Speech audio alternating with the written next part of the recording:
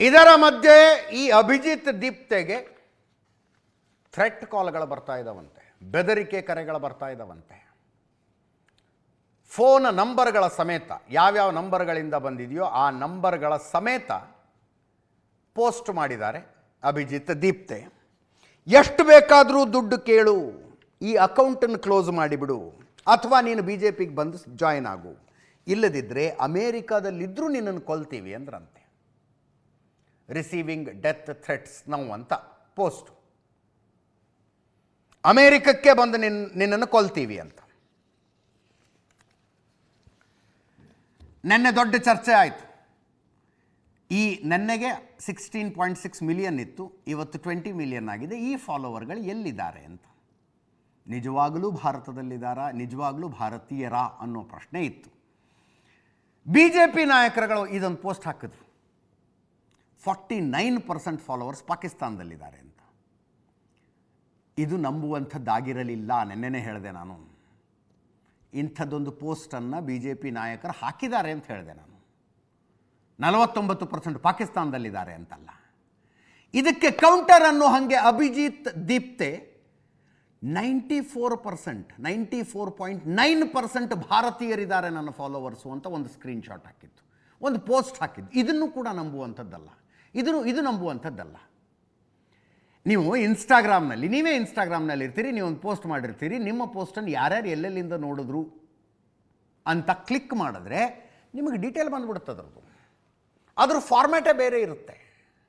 ನಿಮ್ಮ ಫಾಲೋವರ್ಗಳ ಪೈಕಿ ಯಾರ್ಯಾರು ಎಲ್ಲೆಲ್ಲಿ ಅವರು ಅನ್ನೋದನ್ನು ಕ್ಲಿಕ್ ಮಾಡಿದ್ರೆ ಬೇರೆ ಇದೇ ಫಾರ್ಮ್ಯಾಟಲ್ಲಿ ಬರುತ್ತದು. ಈ ಅಭಿಜಿತ್ ದೀಪ್ತೆ ಕಾಕ್ರೋಚ್ ಜನತಾ ಪಾರ್ಟಿಯ ಸಂಸ್ಥಾಪಕರು ನಿಜವಾಗಿಯೂ ಜನರನ್ನು ನಂಬಿಸುವುದಾಗಿದ್ದರೆ ಆ ಫಾರ್ಮ್ಯಾಟ್ನಲ್ಲಿ ಒಂದು ಸ್ಕ್ರೀನ್ಶಾಟ್ ಹಾಕಿಬಿಟ್ಟಿದ್ರೆ ನಾವೇ ತೋರಿಸ್ತಿದ್ವಿ.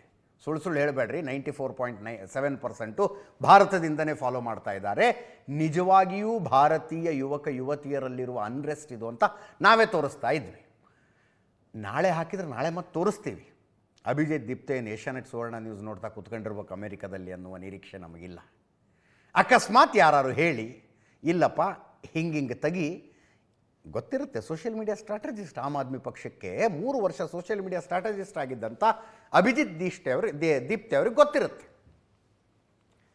ಆ ಫಾರ್ಮ್ಯಾಟ್ನಲ್ಲಿ, ಇನ್ಸ್ಟಾಗ್ರಾಮ್ ಕೊಡುವ ಫಾರ್ಮ್ಯಾಟ್ನಲ್ಲಿ ಇಂತಿಂಥ ದೇಶದಿಂದ ಇಷ್ಟಿಷ್ಟು % ಜನ ನನ್ನನ್ನು ಫಾಲೋ ಮಾಡ್ತಾ ಇದ್ದಾರೆ ಅಥವಾ ಈ ಪೇಜನ್ನು ಫಾಲೋ ಮಾಡ್ತಾ ಇದ್ದಾರೆ ಅಂತ ಏನಾದರೂ ಬಂದರೆ ಡೆಫಿನೆಟ್ಲಿ ಅದನ್ನು ಕೂಡ ಹಾಕ್ತೀವಿ. If it is really 94.7% Indians, ಭಾರತೀಯರು ಅಷ್ಟು ಜನ, ಭಾರತದಿಂದ ಅಷ್ಟು ಜನ ಫಾಲೋ ಮಾಡ್ತಾ ಇದ್ದರೆ ಇದು ನಿಜವಾಗಿಯೂ ದೊಡ್ಡ ಫಿನಾಮಿನಾ ಆಗುತ್ತೆ ಅಂತ ನಾವು ಭವಿಷ್ಯ ಆಗ ನುಡಿಬಹುದು. ಸದ್ಯಕ್ಕೆ ನುಡಿಯೋದಕ್ಕಾಗೋದಿಲ್ಲ. 94% ಭಾರತೀಯರ ಬೆಂಬಲ ನನಗಿದೆ ಅಂತ ಅಭಿಜಿತ್ ದೀಪ್ತೆಯ ಪೋಸ್ಟ್. 94.7%. ಹೇಗೆ BJPಯವರು ಹಾಕಿದ ಪೋಸ್ಟ್ ನಂಬುವುದಕ್ಕಾಗ್ತಾ ಇರಲಿಲ್ವೋ ಇದನ್ನು ಕೂಡ ನಂಬುವುದಕ್ಕಾಗೋದಿಲ್ಲ. Let us be very clear about it.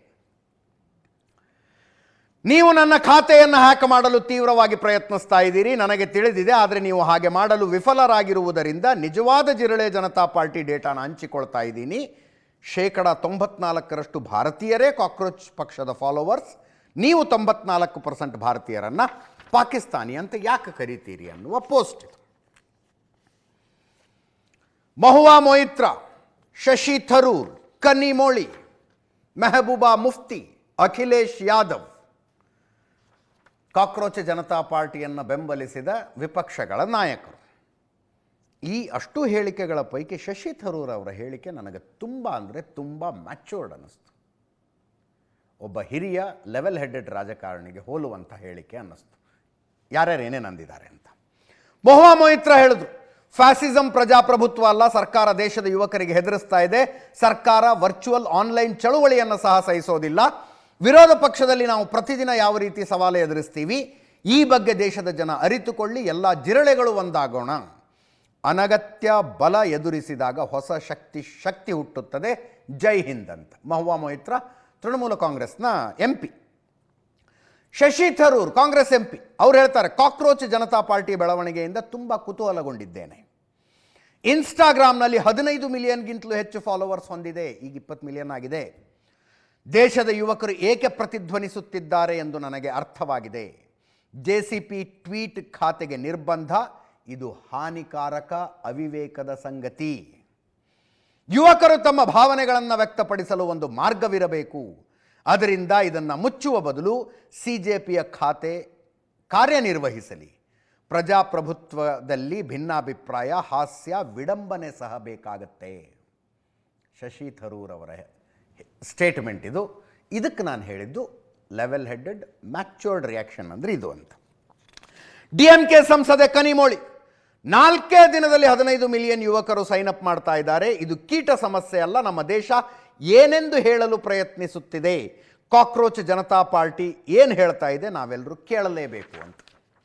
Mehbooba Mufti, PDP ಅಧ್ಯಕ್ಷರು, ಕಾಶ್ಮೀರದವರು, ಭಾರತಕ್ಕೆ ಒಂದು ಚಳುವಳಿ, ನಿಜವಾದ ಕ್ರಾಂತಿ ಬೇಕು. ಜನ್ಜಿ ಅಂತಿಮವಾಗಿ ಈ ಬದಲಾವಣೆಯನ್ನು ಪ್ರಾರಂಭಿಸ್ತಾ ಇದ್ದಾರೆ. ದೇಶದಲ್ಲಿ ಬಹಳ ಸಮಯದ ಬಳಿಕ ಸ್ವಲ್ಪ ಬೆಳಕನ್ನು ಕಾಣಬಹುದು. ದ್ವೇಷ ರಾಜಕೀಯದಲ್ಲಿ ಸಿಲುಕಿಕೊಳ್ಳಲು ಯುವ ಜನರು ನಿರಾಕರಿಸುತ್ತಿದ್ದಾರೆ ಅಂತ. ಅಖಿಲೇಶ್ ಯಾದವ್, ಉತ್ತರ ಪ್ರದೇಶದ ಮಾಜಿ ಮುಖ್ಯಮಂತ್ರಿ, ಸಮಾಜವಾದಿ ಪಕ್ಷದ ಸಂಸದರು, ಅವರು ಹೇಳ್ತಾರೆ, ಉತ್ತರ ಪ್ರದೇಶದಲ್ಲಿ BJP ವರ್ಸಸ್ CJP ಫೈಟ್ ಇದೆ. ಇಂದಿನ ದಬ್ಬಾಳಿಕೆಯ ಆಡಳಿತಗಾರರಿಗೆ ಹೇಳಿ, ಕ್ರಾಂತಿ ಎಂದೂ ನಿರ್ಬಂಧಗಳಿಂದ ಬಂಧಿಸಲ್ಪಟ್ಟಿರಲಿಲ್ಲ. ಅಖಿಲೇಶ್ ಯಾದವ್ ಇವರ ಪ್ರತಿಕ್ರಿಯೆಗಳನ್ನು ನೋಡಿದ ಮೇಲೆ ನನಗನ್ನಿಸಿದ್ದು, ಕೇಂದ್ರ ಸರ್ಕಾರದ ವಿರುದ್ಧ, BJPಯ ವಿರುದ್ಧ, ನರೇಂದ್ರ ಮೋದಿಯ ವಿರುದ್ಧ ನಮಗಂತೂ ಹೋರಾಡೋದಕ್ಕಾಗೋದಿಲ್ಲ. ಇವನು ಅಮೇರಿಕಾದಲ್ಲಿ ಕೂತ್ಕೊಂಡು ಒಬ್ಬ ಏನೋ ಮಾಡ್ತಾ ಇದ್ದಾನೆ, ಅವನಿಗಾರೂ ಜೈಕಾರ ಹೇಳೋಣ ಅಂತ.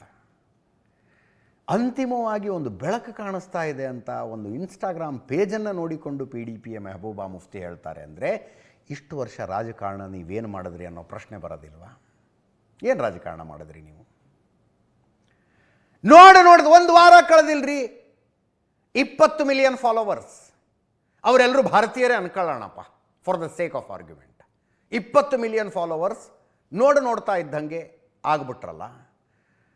ಅವರಿಗೆಲ್ಲರಿಗೂ ಕಾಮನ್ ಎನಿಮಿ ಅಂತೀರೋ, ಸಿಟ್ಟು ಅಂತೀರೋ ಇರೋದು BJP ಮೇಲೆ. ಅವರು ಯಾರಿಗೂ ನೀವು ಆಲ್ಟರ್ನೇಟಿವ್ ಅನ್ನಿಸ್ಲಿಲ್ವಲ್ಲ, ಯಾರಿಗೂ ನೀವು ಆಲ್ಟರ್ನೇಟಿವ್ ಅನ್ನಿಸ್ಲಿಲ್ವಲ್ಲ. ಒಂದು ಆತ್ಮವಿಮರ್ಶೆ ಬೇಡವೇ ಅದಕ್ಕೆ? ಹಿಂಗೆ ಯಾಕಾಯಿತು ಅಂತ? ಆಯಿತು, ಸಂಭ್ರಮಿಸೋದು, ಬೆಂಬಲಿಸೋದು.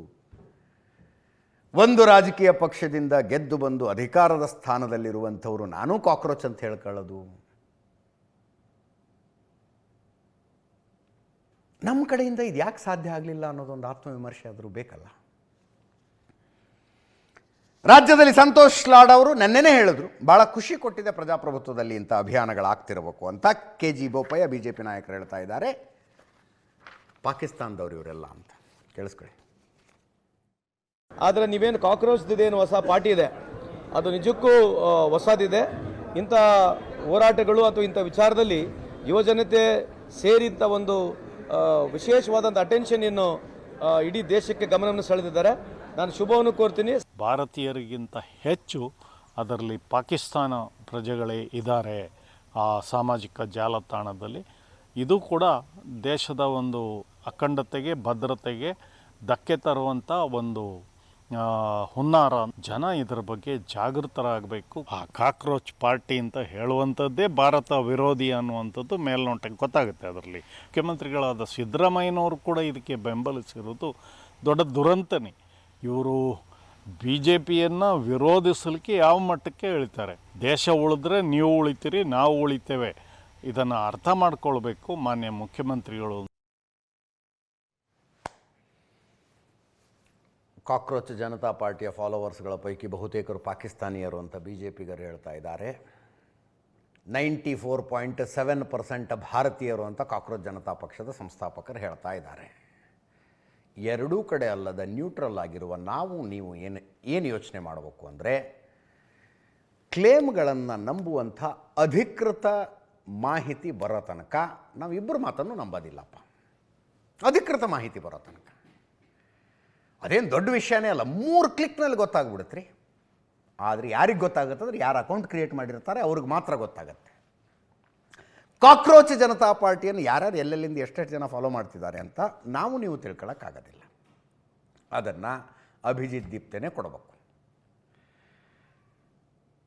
ಕೊಟ್ಟಿರುವ ಸ್ಕ್ರೀನ್ಶಾಟ್ ನಂಬಲರ್ಹವಲ್ಲ. ವೈ ಅಂತ ಹೇಳಿದ್ದೀನಿ ನಾನು. ಅದರದ್ದು ಫಾರ್ಮ್ಯಾಟೇ ಬೇರೆ ಬರುತ್ತೆ. ಆ ಫಾರ್ಮ್ಯಾಟಲ್ಲಿ ಬಂದಾಗ ಶಭಾಷ್ ಅಭಿಜಿತ್ ದಿಪ್ತೆ ಅಂತ ನಾವೇ ಹೇಳೋಣಂತೆ. ಪಾಕಿಸ್ತಾನದಲ್ಲೂ ಶುರುವಾಗಿದ್ದಾವೆ. ಕಾಕ್ರೋಚ್ ಆವಾಮಿ ಪಾರ್ಟಿ ಅಂತ ಒಂದು, ಕಾಕ್ರೋಚ್ ಆವಾಮಿ ಲೀಗ್ ಅಂತ ಇನ್ನೊಂದು.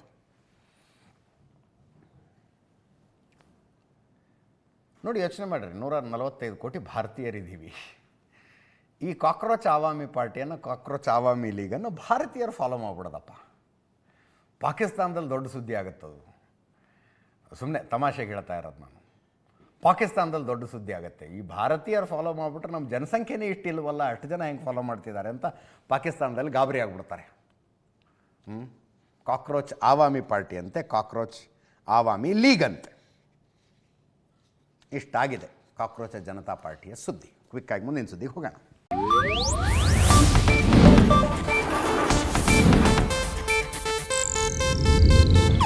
ಇದು ಏಷ್ಯಾನೆಟ್ ನ್ಯೂಸ್ ನೆಟ್ವರ್ಕ್ ಪ್ರಸ್ತುತಿ.